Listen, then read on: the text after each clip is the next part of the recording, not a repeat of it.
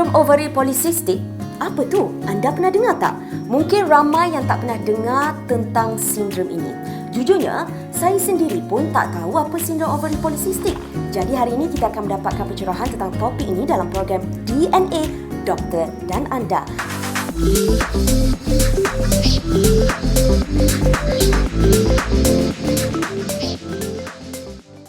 Hai, Assalamualaikum. Saya Juliana Ramli dan bersama dengan saya hari ini adalah Dr. Saisuda, iaitu pakar obstetrik dan ginekologi ONG Pantai Hospital Ampang.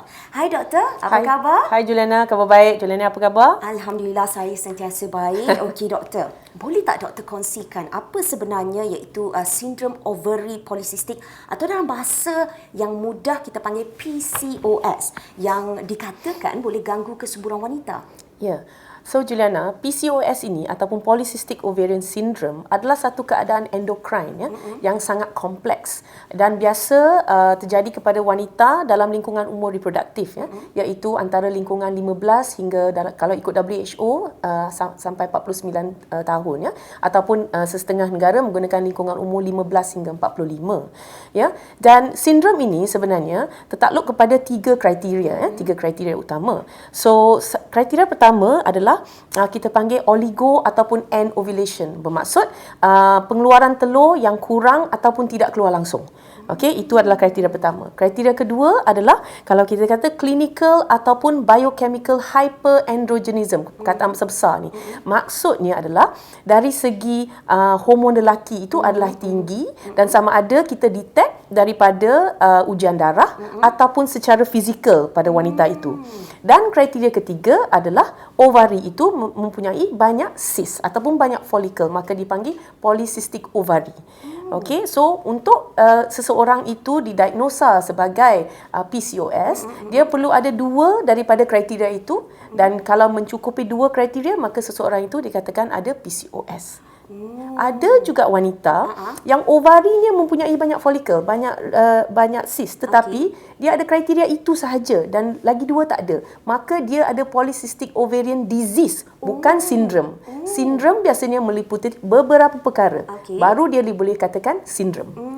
Itulah perbezaan dia. Ya. Okey, kalau kita lihat situasi di Malaysia, berapa peratus wanita yang menderita PCOS? Dan kalau kita cerita mengenai lingkungan umur, ada kemungkinan yang dah usia belasan tahun, baru berusia belasan tahun, tapi dah mula terdedah kepada masalah ini. Betul, Doktor? Ya, so dia macam ni.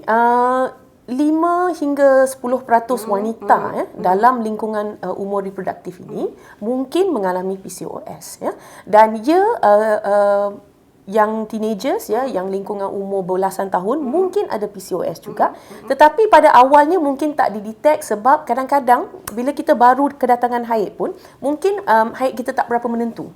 Okey, sebelum dia akan ikut cycle yang elok. So kadang-kadang benda ni tak didetect, kita tak detect sebab kita rasa benda ni adalah normal sebab dia masih muda lagi dan sebagainya, sampai benda ni berlarutan. Dan barulah seseorang itu mungkin baca ke, tahu simptom dia tak betul ke dan dia datang untuk merujuk pada doktor. Okey Doktor, sebenarnya apa punca PCOS ni?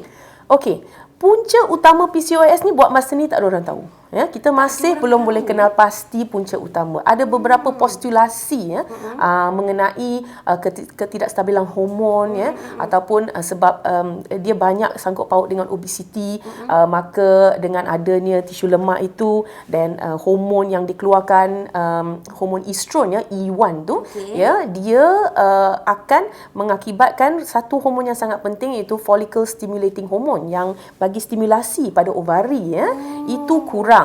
Dan hormon luteinizing hormone ni yang banyak mengakibatkan hormon lelaki itu lebih tinggi, dia tak dikacau, maka dia tinggi.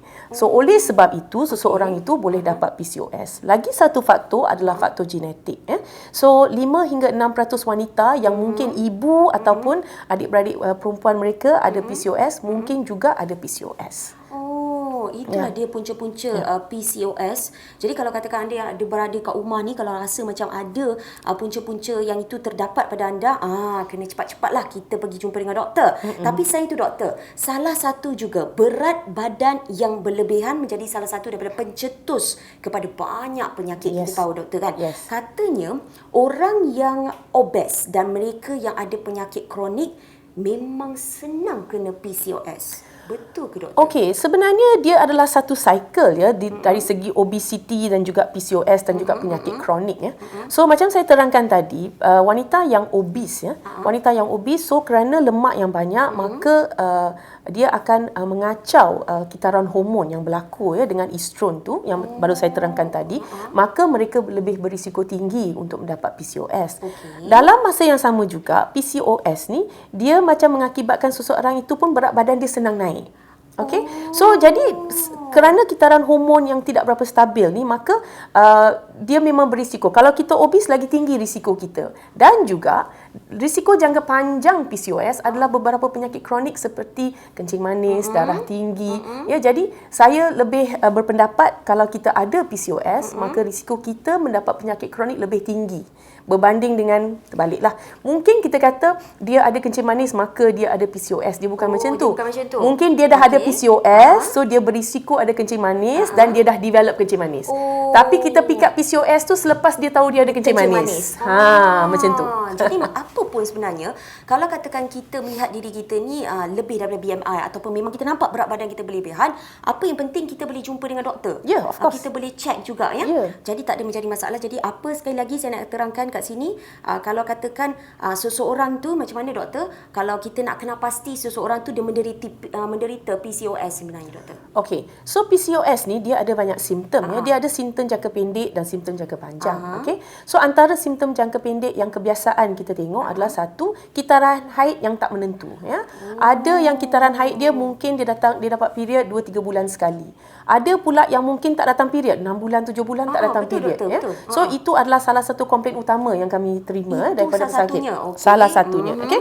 Selain daripada tu ada juga yang masalah dengan rambut ya di beberapa area yang sangat prominent seperti di muka. Bulu-bulu rambut bulu-bulu dekat rambut muka. dekat muka banyak. Dia naik banyak. Ya, naik. Bukan saja di muka tetapi juga di macam celah-celah tangan dekat dalam, celah-celah peha. Tangan kat dalam maksudnya bahagian ketiak kita lah. Bahagian bukan ketiak, bahagian sini, bahagian lengan kita ni. Bahagian lengan sini. So dia akan tumbuh. Dia orang akan ada rambut berlebihan dekat situ. Ya, setengah lah, bukan semua tetapi ada di antara mereka yang ada masalah ni ya. Dan juga di celah peha, di bawah pusat dan juga di bahagian belakang. So kita kata dia macam male pattern sikit, macam lelaki punya pattern sikit kan, dia punya rambut yang banyak-banyak tu. So ini adalah satu kita panggil hirsutism ya. Ada juga di antara wanita yang mungkin dia rambut dia banyak tapi dia tak ada simptom lain. Itu mungkin juga keturunan, kita kena tengok ya. Tetapi simptom antara simptomnya adalah hirsutism lah. Selain daripada tu masalah kesuburan. Ada setengah wanita dia datang cek sebab sebelum ni dia tak rasa kitaran haid dia adalah satu masalah ya. Sebab 25% wanita yang ada PCOS mungkin ada kitaran haid yang normal. Okey, mungkin ada kitaran haid yang normal. Maka dia datang sebab dia ada masalah kesuburan. Dia kata, "Oh doktor, saya dah kahwin berapa lama ni, saya tak boleh mengandung." Okey, dan kami cek, kami tengok semua kriteria, maka dia memenuhi kriteria. Okey, so masalah kesuburan adalah lagi satu simptom. Selain daripada tu, mungkin dia ada masalah sewaktu mengandung ya. Sewaktu mengandung mungkin susah untuk sustain kandungan tu ya. Yang kita akan bincang sebentar lagi. Dan juga masalah-masalah jangka panjang. Masalah jangka panjang seperti kencing manis ya. Kencing manis. Kedua, mungkin dia ada kita panggil masalah berdengkur, sleep apnea syndrome ya. Dia berdengkur ya sebab obesity, maka dia berdengkur dan dia tak cukup rest malam tu ya, sebab pagi dia akan rasa penat, dia tak boleh melalui sehari tu, tengah hari dia dah rasa dia dah somnolence, dah badan dah letih ya. Dan selain daripada tu, kanser rahim adalah salah satu risiko ya kalau jangka panjang. Dan juga hilang harga diri, self esteem ya, sebab ya dia ada pertumbuhan rambut yang banyak ya, obesity, so self esteem dia turun banyak ya. Jadi boleh lead kepada kemurungan pada seseorang wanita itu. Betul.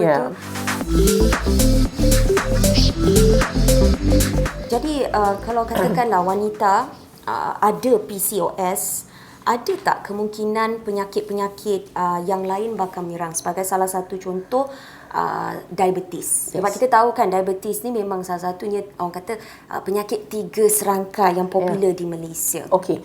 So memang dia berisiko tinggi untuk dapat diabetes kerana wanita yang ada PCOS ni mereka ada apa kita panggil insulin resistance ya. So bila dia ada insulin resistance maka insulin dia sangat tinggi tetapi dia tidak dapat macam kalau kita gula dalam badan kita tinggi dia tak ada respon yang elok pada gula tu. Jadi maknanya dia resist. Dia tak nak Dia terima. resist ya. So dia resist so pesakit tu akan jadi diabetic ya. So dia akan ada diabetes. Dan juga kalau mengandung risiko untuk mereka mendapat kencing manis sewaktu mengandung itu lebih tinggi daripada orang lain. Okey. Selain daripada penyakit kronik kencing manis, mungkin juga mereka boleh ada risiko untuk masalah jantung, serangan jantung ya sebab obesity, hyperinsulin, maka kolesterol tinggi. Maka lebih senang untuk salur darah utama pada jantung tu untuk block. Yes. Untuk so lebih tinggi risiko untuk atherosclerosis ataupun dia blockage pada saluran jantung tu ya. Dan jangka panjang kanser rahim. So bila kita ada kitar rahim yang biasa, maka permukaan dalam rahim kita tu yang menebal, yang prepare untuk kita mengandung, kalau tak mengandung dia keluar sebagai darah haid. Okey. Now kalau kita ada PCOS, maka tempat yang menebal tu tidak jadi nipis sebab kita tak datang period, kita tak datang haid kan. So dia makin menebal sampai ke satu tahap mungkin apa akan berlaku, dia akan sel-sel yang ada dekat situ akan berubah menjadi tidak normal. Okey, dalam jangka panjang. Jadi dia akan melalui satu proses dipanggil jadi endometrial hyperplasia dulu. Okey, selepas pada itu, so hyperplasia ada banyak jenis. Dan kalau kita tidak detect time tu, kita tidak buat apa yang patut dan bagi ubat yang patut, maka ia boleh jadi kanser rahim. So sebab tu saya nak ingatkanlah pada semua pendengar, semua yang sedang tengok program hari ini, PCOS ini adalah satu masalah jangka panjang. Betul. Maka follow up jangka panjang sangat diperlukan. So, betul ke kalau kita bercerita mengenai sindrom PCOS ni, dia boleh mencetus pula kanser yang berbeza, iaitu kanser payudara ataupun kanser ovary? Okey, sebenarnya dia tak ada link direct kepada PCOS ya, tetapi mungkin dengan ubat-ubatan yang digunakan seperti untuk kesuburan, mungkin kalau dia dah banyak kali guna sesetengah ubat kesuburan yang nak membantu telur tu keluar, dan risiko jangka panjang untuk kanser ovary mungkin, tapi tidaklah high risk sangat ya, sangat sikit. Tetapi PCOS ni bersangkut paut lebih kepada kanser rahim dan bukan pangkal rahim ataupun ovari lah sebenarnya. Dia berbeza ya. Dia berbeza, sebenarnya. sangat berbeza. Ovary, rahim, pangkal rahim adalah 3 perkara yang berbeza. Yeah. Jadi kita kena tahu sebenarnya. Yeah. Okey. Jadi kalau kata kita dah dapat PCOS ni, berapa peratus atau chance peluang untuk wanita yang ada PCOS ni untuk hamil? Sepertinya mesti ramai dekat luar sana yang nak tahu kan. Okey. Sebenarnya PCOS ni kita boleh kata kita boleh membantu seseorang wanita itu untuk menjadi hamil ya. Memang ada cara-caranya untuk kami bagi stimulasi kepada kilang telur untuk keluarkan telur, bagi ubat-ubatan untuk kurangkan hormon lelaki supaya tahap kesuburan itu improve ya. Selain daripada tu of course nanti kita akan bincang tentang apakah bagaimana kita nak treat PCOS ya. So kalau kita boleh kurangkan berat badan dan sebagainya, dia dengan secara sendiri akan membantu dalam proses untuk kita membetulkan masalah kesuburan ni. Jadi bagi saya daripada pengalaman saya, ramai wanita yang ada PCOS memang boleh mengandung, tetapi memerlukan intervensi lah, memerlukan ubat-ubatan untuk membantu mereka mengandung. Okey, tapi kalau katakan anda dah didiagnos dengan PCOS, dah pun menerima rawatan, tapi bagaimana cara terbaik kita untuk meningkatkan kesuburan ataupun dengan kata mudahlah peluang untuk kita hamil tu menjadi lebih senang? Okey. So the first thing is kita perlu ada perubahan dalam gaya hidup kita lah bila kita dah ada PCOS ya. So lifestyle modification tu sangat penting ya. Dari segi apa? Dari segi pemakanan kita dan juga dari segi exercise, ya. Bersenam. So Bersenam, kita okey. perlu kurangkan berat badan. So 5% pengurangan berat badan akan dalam ramai wanita akan membetulkan kitaran haid dengan sendiri. Okey, 5 hingga 6% atau 5 hingga 10% berat badan kita turun, kitaran haid kita memang boleh return kepada biasa. Tetapi ini bagi mereka yang obes lah. Ada juga wanita PCOS yang kurus, ya Juliana. Dia ada kurus. juga? Ada, memang ada. Ya. Itu satu. So permulaannya adalah di situ. Ya, dengan cara gaya hidup yang betul, ya. Dan yang kedua, of course, dengan ubat-ubatan yang kita ada, untuk kita ada macam ubat macam metformin untuk menurunkan hormon lelaki, dan kita ada beberapa jenis ubat dia dari segi ubat, dari start daripada ubat makan sampai ubat cucuk untuk membantu pengeluaran telur. Okey, jadi saya nak sarankan di sini pada wanita-wanita yang ada PCOS dan masalah kesuburan ni, tolong jumpa dengan doktor pakar, ya, sewaktu nak ambil ubat-ubatan untuk membantu keluar telur, ya. Sebab dia ada komplikasi dia tersendiri, apa kita panggil ovarian hyperstimulation syndrome. Okey. Ya, di mana seseorang wanita itu boleh mengalami komplikasi kerana kadang-kadang bila dia keluar telur, dia ada banyak benda lain yang boleh berlaku, ya. Boleh ada takungan air di dalam paru-paru, di dalam perut, ya. Dan benda-benda macam ni kita harus pantau. Jadi kalau kita pergi ambil ubat dari mana-mana, makan sendiri, tak ada pemantauan, dan kalau jadi komplikasi menjadi susah. Sebab tak ada orang tahu pun itu adalah komplikasi daripada ubat yang diambil. Kita nak cerita pula pasal kalau contoh pesakit ini memang dia dah ada PCOS. Okey. Tapi orang kata kita nak ucap tahniah, memang dia hamil. Tapi apakah komplikasi kecil ataupun besar yang bakal dihadapi oleh ibu? So, pada awal kandungan, ya, pada awal mengandung, wanita yang ada PCOS ni ada risiko keguguran. Ini adalah sebab dalam keadaan PCOS ni, hormon progesteron memang kurang, ya. Jadi kerana hormon progesteron ni kurang, maka masalah dengan haid kita tu lah, ya. Okey. Jadi bila hormon progesteron ni kurang pada awal kandungan tu, hormon progesteron ni diperlukan untuk memastikan rahim kita tidak aktif, duduk diam, supaya janin tu boleh membesar. Betul. Okey. So bila progesteron tu tak mencukupi, maka estrogen tu lebih dan dia boleh mengakibatkan masalah kita panggil luteal phase deficiency, dan juga patient boleh wanita tu boleh mengalami keguguran. Okey. Selain daripada tu, macam saya ceritakan tadi, risiko untuk seseorang yang ada PCOS untuk mendapat gestational diabetes mellitus ataupun kencing manis sewaktu mengandung adalah lebih tinggi.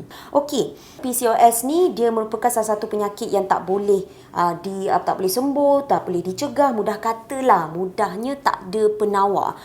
Difahamkan pakai perubatan saja yang dapat mengurangkan simptom-simptom. Maknanya kita hanya dapat mengurangkan simptom-simptom je sahaja. Okey, so Juliana, macam saya ceritakan, so PCOS ni adalah satu benda yang jangka panjang, ya. So mencegahnya adalah agak susah sebab banyak kali kita tak tahu yang kita sebenarnya ada PCOS ni. Okey. So PCOS ni kalau kita kata secara genetik, kalau memang dah ada, memang dia dah ada. So untuk kita mencegah benda tu susah, tapi untuk kontrol mungkin boleh, ya. Dengan perubahan-perubahan yang kita buat dengan gaya hidup kita. PCOS ni, sebelum kita boleh kata seseorang ada PCOS dia mencukupi kriteria, ada juga beberapa keadaan lain yang kita perlu tengok, kita perlu exclude, ya, seperti congenital adrenal hyperplasia, masalah thyroid, Cushing syndrome, yang mungkin mimik sama dengan PCOS. So jadi jangan rasa, ya, kalau kita ada beberapa simptom ni 100% Terus, kita ada oh, PCOS. Okey. So kita kena make sure dia tak ada benda-benda yang lain dulu. Ya, benda-benda yang lain tu tak ada. Betul. Dan dia memenuhi kriteria ini dan ujian darah dia pun support, maka dia ada PCOS. So sebab itulah dari segi kalau seseorang dengan PCOS tu, ya, dia memang tak akan hilang lah, tetapi kita boleh kontrol, kita boleh pantau, dan itu yang penting untuk wanita-wanita ni. Rawatan-rawatan yang sesuai untuk PCOS ni? Okey. So rawatan-rawatan dia ada long list of rawatan lah, ya. Long list. Okey. So Big. start Okey. macam saya rasa saya macam rekod yang pecah, ya, broken record dah. Asyik kata lifestyle. okey, Kenapa penting sangat lifestyle ni? So lifestyle, diet, ya. Kita punya diet kena balance, Betul, ya. betul. Karbohidrat tu kena dikurangkan. Kita kena ingat, ya, apa-apa yang bergula ataupun apa-apa yang base dia adalah nasi adalah karbohidrat. Seperti kalau kita makan kuih tiaw, dia karbohidrat juga. Kalau kita makan mi, dia karbohidrat juga. Ada yang rasa, okey, saya tak makan nasi tapi saya makan mi. Sama je sebenarnya. So, satu yang saya selalu sarankan pada pesakit-pesakit saya adalah bila kita nak mengubah diet kita, kita perlu mengubah diet kita kepada sesuatu yang kita boleh sustain. Kalau kita buat sesuatu yang drastik, mungkin 2 minggu, sebulan kita boleh bertahan. Lepas tu kita dah tak tahan dah. Kita akan start balik makan benda yang Doktor, macam biasa. 2 minggu tu kira lama, doktor. Dia 2 hari je, doktor, komannya. 2 hari saja yang kita macam boleh tahan. Lepas tu zat kembali kepada yang biasa. Okey.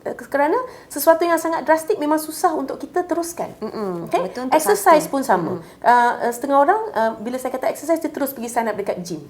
Betul. Susah. Kalau kita jenis yang tak pernah exercise sebelum ni, mindset tak ada. tiba-tiba kita nak pergi gym, kita akan pergi gym dengan semangatnya untuk minggu pertama. Lepas tu bye-bye. Lepas tu mungkin seminggu sekali. Lepas tu mungkin sebulan sekali. Lepas tu langsung tak pergi. Ya. So sebaik-baiknya buat benda yang kita boleh buat. Pergi brisk walk, berjalan dekat taman perumahan kita ataupun slow jog ataupun sekarang ni ada banyak classes. Kenapa saya kata kelas? Sebab kelas lebih membagi motivasi kepada kita untuk pergi ke kelas tu daripada kawan. daripada kita exercise sorang-sorang. Kita exercise sorang-sorang kita cepat boring. Saya pun boring Juliana. Selain daripada tu ubat untuk betulkan kitaran haid kita kena bagi yang kita panggil ubat perancang. So ubat perancang ni walaupun nama dia ubat perancang, oral contraceptive pill, tapi tugasnya bukan sahaja untuk merancang tetapi juga untuk membetulkan kitaran haid So kita ada beberapa jenis yang kita gunakan bergantung kepada keadaan patient dan juga apa keperluan dia. Dan juga dari segi kesuburan macam saya kata kita ada beberapa jenis perawatan dan ubat.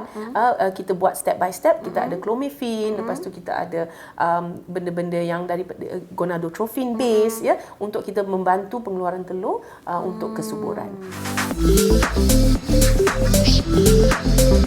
So maknanya kalau katakan doktor, seorang wanita tu macam mana dia nak kurangkan risiko dia dapat PCOS?